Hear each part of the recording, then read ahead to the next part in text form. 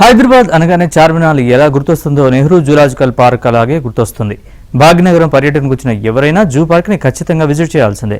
దేశంలోని అతిపెద్ద జూలలో ఒకటైన హైదరాబాద్ జూలాజికల్ పార్క్ లో పర్యాటకులకు సరికొత్త అనుభూతిని కలిగే చర్యలు తీసుకుంటున్నారు అధికారులు.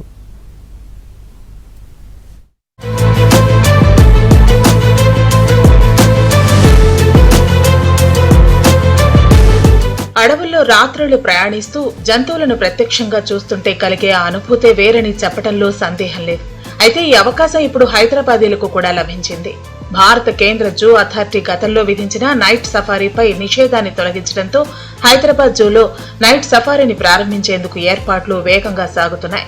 ప్రాజెక్టు ప్రాథమిక దశలో ఉన్నప్పటికీ వచ్చే ఏడాదిలోగా ఇది సందర్శకుల కోసం అందుబాటులోకి వచ్చే అవకాశం ఉంది.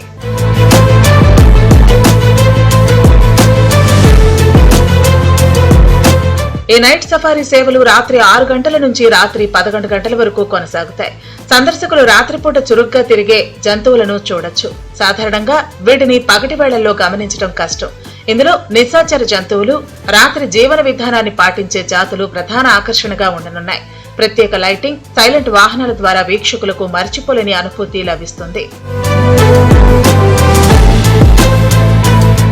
హైదరాబాద్ లోని నెహ్రూ జూలాజికల్ పార్క్ లో మొత్తం 2240 జంతువులు ఉన్నాయి. వీటిలో 55 జాతులకు చెందిన 664 క్షీరదాలు, 97 జాతులకు చెందిన 1227 పక్షులు, 38 జాతులకు చెందిన 341 సరీసృపాలు, 2 జాతులకు చెందిన 8 ఉభయచరాలు ఉన్నాయి.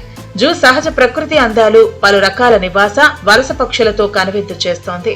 పర్యాటకులను ఈ జూ పార్క్ ఎంతగానో ఆకర్షిస్తోంది.